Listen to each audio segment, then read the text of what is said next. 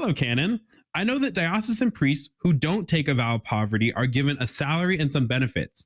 I was wondering if priests were allowed to own property, to invest in stocks, and otherwise do with their money all the same things a layperson would be allowed to do.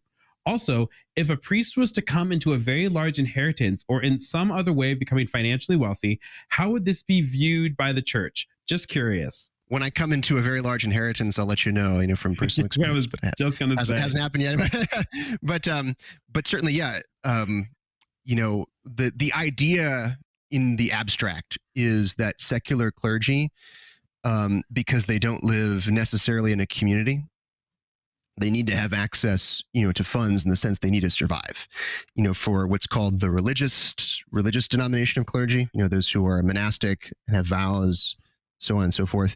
The idea is they depend on their community and upon their superiors in order to survive. The idea, the model is that the parish priest sort of has to be, in a certain way, a one-man show. I mean, that's in the abstract, that's the idea. Now, obviously, if I understood the question correctly, if it's legitimate for priests to have money, certainly it is. However, many of the saints, have said that if you're wealthier than your parishioners, then you have a problem there. Obviously, if you're if your domain is larger than that of your parishioners, then you have a problem. There's a moral dilemma there. But no, it's legitimate for priests to, so to speak, traffic in money. Now, stocks, 401ks, that's a different question. Not in the sense of the money itself, the priest holding the value.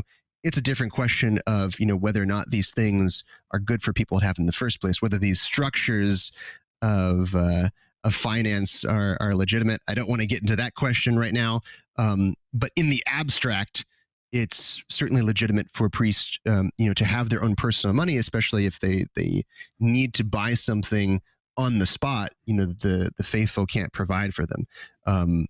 But yeah, for priests who have a vow of poverty, they don't even touch money. They just use what their community gives them, and they can take that fund and give it to somebody else for a purpose. But they themselves are not supposed to have any kind of access to funds. They're supposed to rely uniquely on their community. But then again, the idea is that those priests, the religious ones, they don't have an apostolate like a priest in a parish. So the monk is just in his cloister, and the Dominican is supposed to be just in his house of studies, ideally. But, so the idea is he doesn't really need to have access to cash, on the spot. That's just in the abstract. That's the idea. Obviously, after that, there are individual circumstances that, warrant to be looked at and changes. But in general, yeah, I mean, it's legitimate for a, parish priest to have access to funds for his own personal, security well-being.